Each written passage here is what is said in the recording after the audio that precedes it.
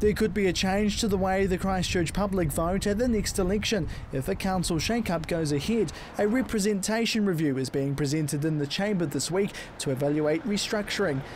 The report says the public are underrepresented in council with a ratio of one city councillor to 26,000 people.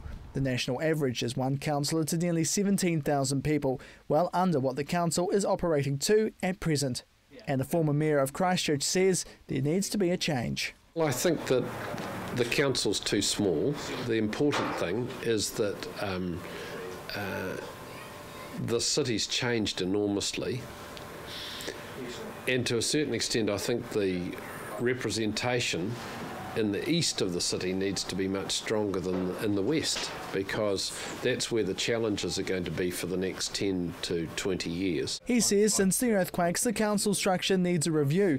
Back when Moore was mayor, a remodelling took place, reducing the number of councillors in half, from 24 to the current 12.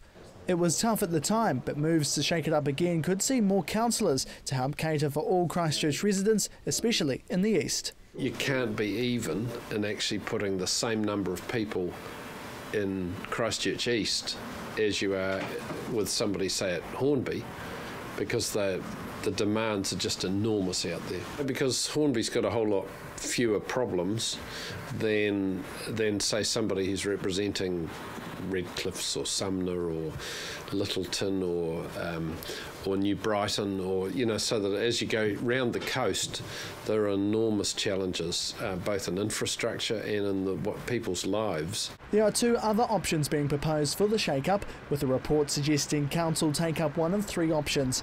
The first would see the council split into 14 different wards, with one elected councillor for each, plus the mayor, and a community board of 8 people. Under this proposal, council would put up an extra chair in the chamber, one up on the current 12 councillors.